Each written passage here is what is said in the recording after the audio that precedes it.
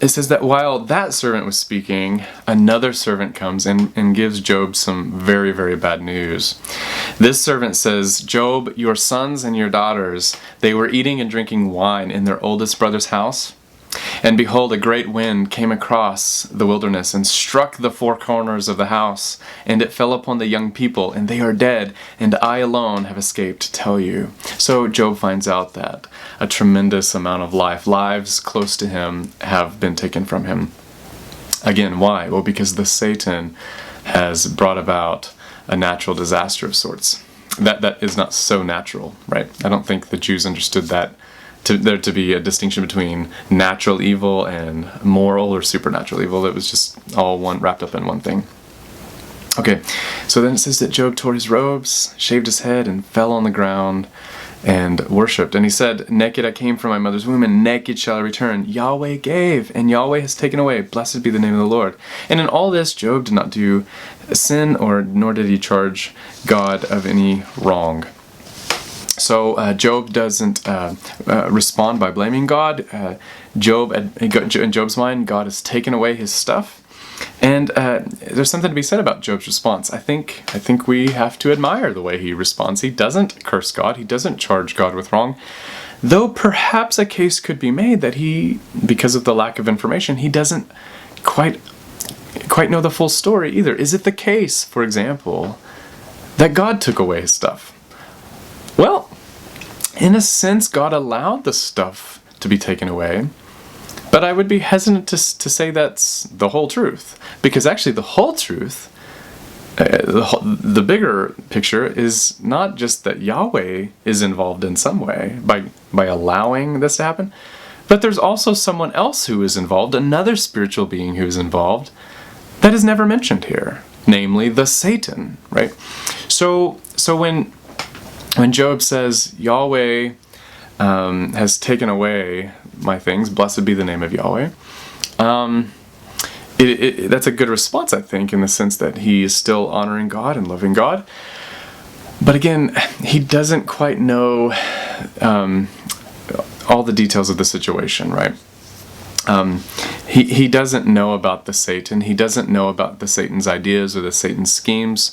And so far as we know, he never learns about the heavenly court scene and those conversations that the Satan has with Yahweh.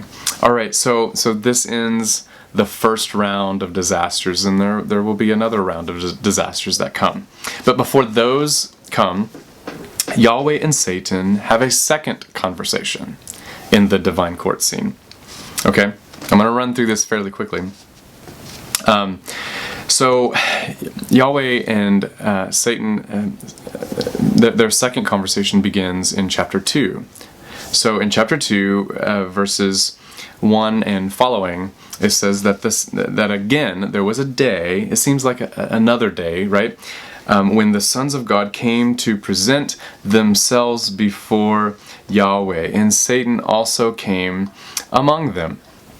And so again, you have the repetition of language, right? This is a very poetic way to tell the story. And in verse 2 it says, "And Yahweh said to Satan, 'From where have you come?' Satan answered Yahweh and said, 'From going to and fro on the earth, and from walking up and down on it.' And Yahweh said to Satan, 'Have you considered my servant Job, that there is none like him on the earth, a blameless and upright man who fears God and turns away from evil? He still holds fast his integrity, although you incited me against him to destroy him without reason.'" So again, this is a repetition of pretty much the same conversation they had in chapter 1, right?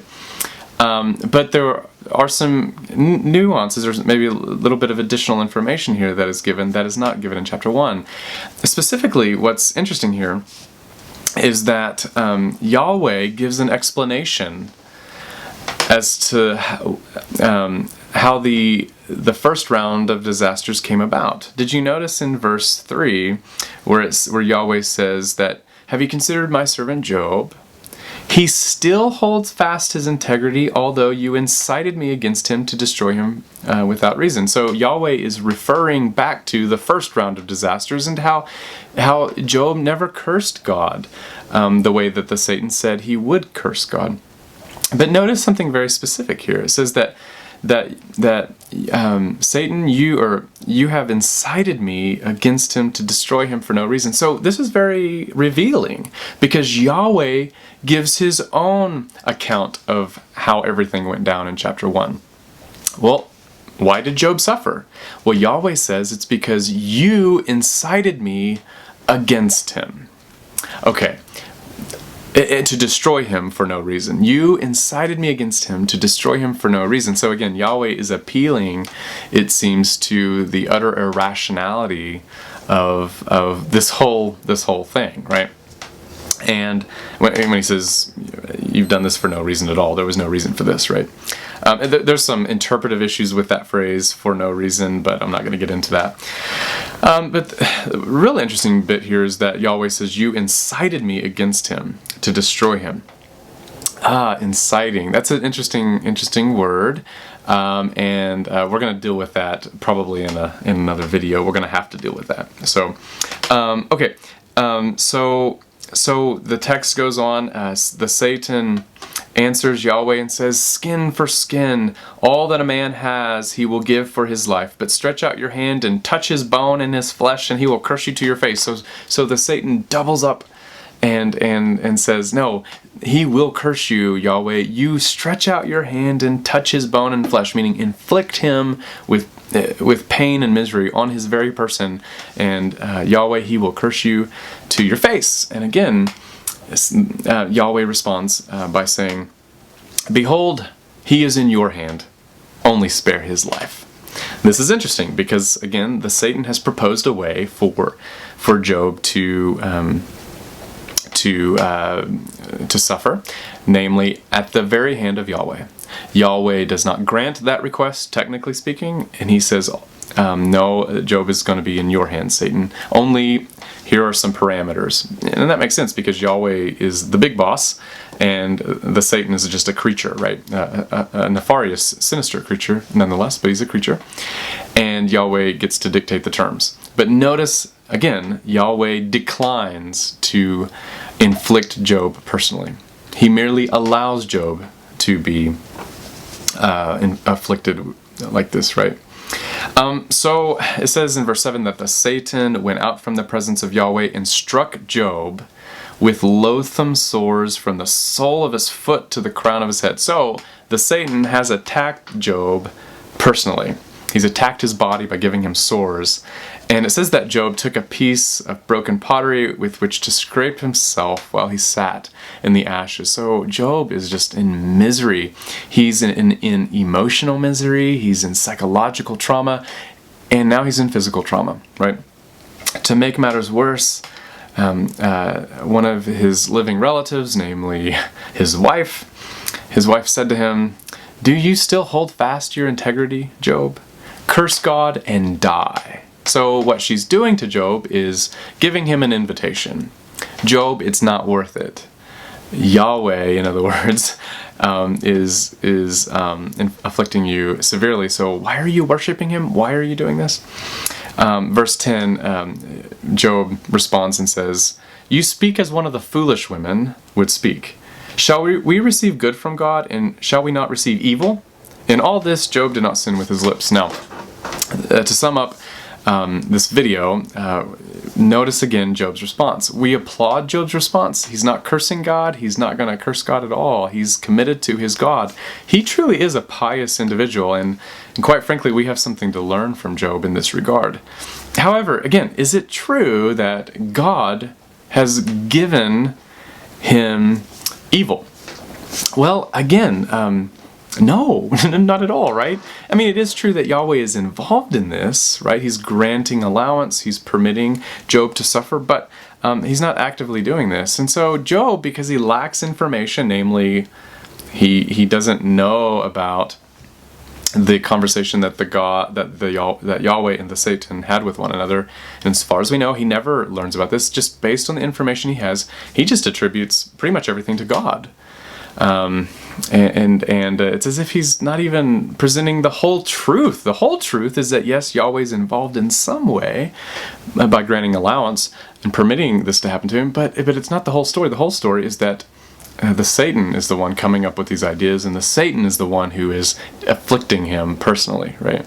So that's the whole story, the whole truth. But this is the point of the book of Job, and that's something Job has to learn. Job doesn't have all the information. And we're getting glimpses of how he is attributing things to God that not quite true, right? I mean, partially, but not quite at all, right? God doesn't do evil, right? And so he's not getting everything correct. He'll have to learn his lesson, right? He's going to have to learn a few things about the world, and he will. Later on, though, Job is going to say some really, really naughty things about God.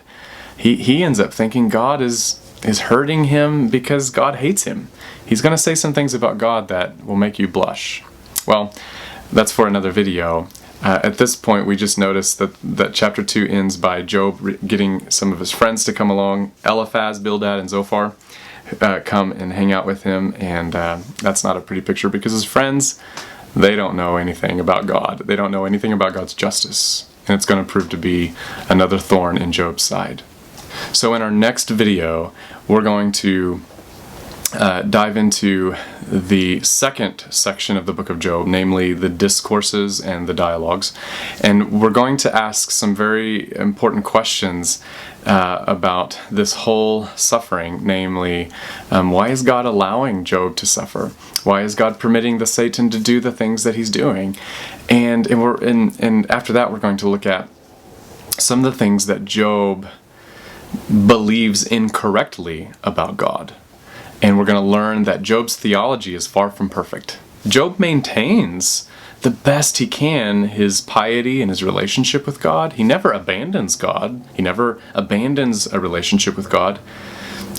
He simply